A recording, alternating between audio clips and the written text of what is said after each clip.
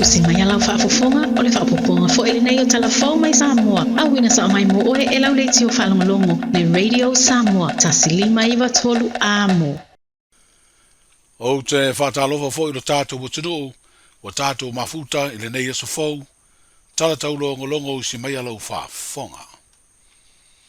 E mai aloa le aso malo le lotu o tamaiti le aso ngafua, se furu tolua o ke topa, ai aso lua se furu whaa le masina fou lava, a mata na tango fia le whaam sinonga o whainga palota tangi e vadu, o mori anga o whaato sina sori tu la fono e mafua mai, i le whainga palota tele.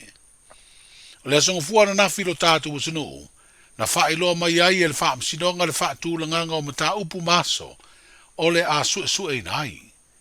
O le a tala malae tangi mai tu malo wha palota, o ainga i le tai o le a tau veina le fionga le whaam sino sili, le fionga sa tiu simativa perese, ma le fionga le whaam sinonga maulunga, le fionga fe pulea ai ame perosa Roma. O le solua fo i leo le a sue ai le tangi mai le tu malo palota, o safata tasi, ma le a se e ai le fionga i le whaam sino si nio le whaam sinonga maulunga, le fionga i a vui Clarence Nelson, ma le fionga i le whaam sino le lava whaam sinonga, le sunga le a taua le sa Daryl Clark. O le a tango fia i fo i le aso mua ia suenga, le tangi mai le tu malo palota o whaasale le angarua, o le a se e iai whaam sino le whaam sinonga maulunga, le fionga le utele ni a vā mata tua tangaloa, ma le fionga loa u Donald Kerslake. O ia tangi e tolu o le a whanga solo o na sue, i le vā yaso mua ngā ruenga le whaam sinonga o whainga palota, so ai leo tangi o whaatulanga mō le vā yaso na lua, e a mata tango fia i le aso ngafua lua sifuru o kitopa. O tangi mai tu malo wha palota o whaleali di tasi, o vai maunga lua ma whaasale le angalima, o le asu nai i le lona lua o vā yaso. A e tawalunga i le vā yaso lona tonu, mai le aso lua sifuru fitu leo o kitopa, e sue nai tangi mai tu malo wha palota o whaleali di lua, ma whaasale le anga tonu. Mo whaidoa le whaam sinonga i le whaidoa mai ai o aso ana ngā ruenga, e tango fia ia mata upu, e whaalangolango le tausisia o aso o whaatulanga mo le sue ina o tangi, i le vā yaso lona lua ma le vā yaso lona tonu, i le mai a le lei o na sue o tangi e tolu o le a matai na ngā ruenga le whaam sinonga.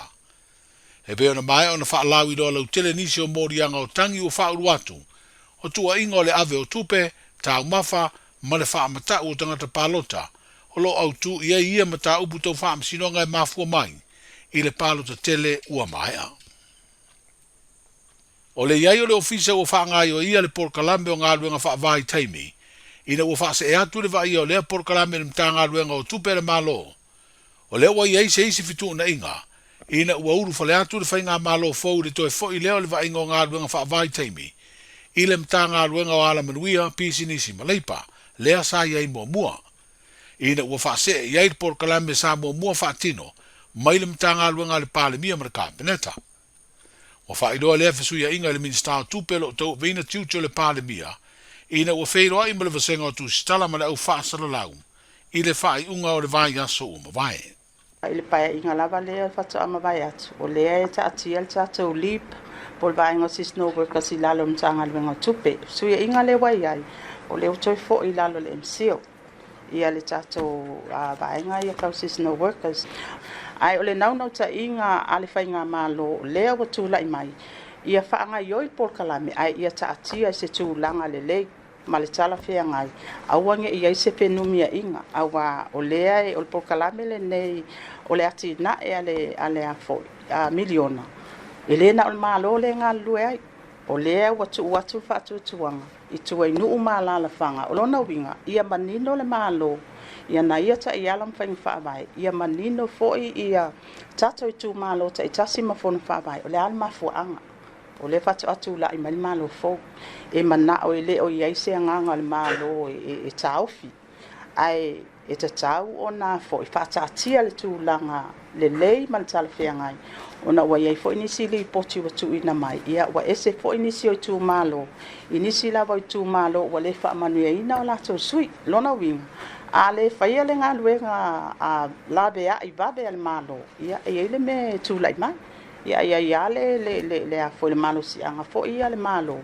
ona o lea ua faamatuuina atu tupe taʻiala ma faigafaavai ua uma foʻi ona saini le funding agreements ma fono faavai o lona uiga ia e tatau ona faatino le galuega laveaʻi a le faiga malo.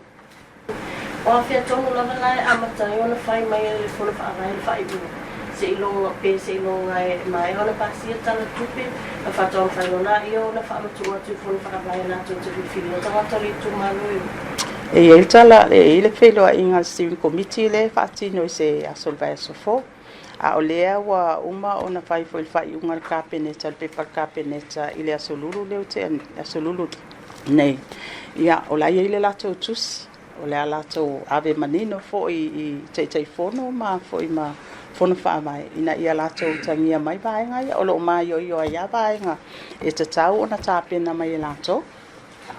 Le minsta o tupe lo tau veina tiuti o le palemia, le fionga muripola ana rosa alemori o. O le whaatinoina o fisa o fono whaavai o ngā ruenga e sa idi eitangata, i ngā ruenga whaavai teimi o se tasi leo swinga, na pasia ele whai ngā malota wai.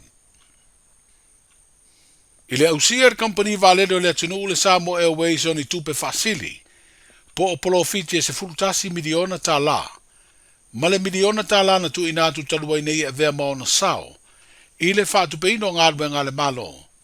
O le tuua le tunu i le amatanga le nei vai aso fea uma ngā ruenga i le isi vaalele Twin Otter, o le company vaalele, a wā ngā ruenga e toi whaalele iai e whaia le i le tunu o Kanata. Se isi leo la sanga tā ua le toi whaatu langa le iai o au nanga, a le Samoa Airways mo le tautuaino le tunu o whaimalanga. O le tae o le asonga fua, na malanga e se ai lea vaalele o le company ma fe ai le moto Christmas Island, ma faa wawai lea i Kanata le a whaiai ngā ruenga e toi whaalele ia atua i afi, wha pēr ma le tino. O Februari o le tausanga nei na taunu uai le vaalele Twin Otter le Samoa Airways, lea na mua ave whaalele ia, ma ua faa wau nei na tautua, a walo tātu wa tunu ufimala ngā i le vāo Samoa e lua, ai maise o malanga i le vāo tutuila, wha pēr le motua manua.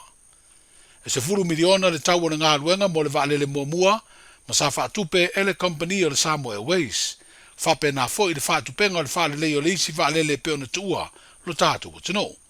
Wa wha ilo mai fo i le company vaalele, e ono whaatino se no ngā tupe mai le au nanga le UTOS, mo lea ngā ruenga pe a whai e mana o mia.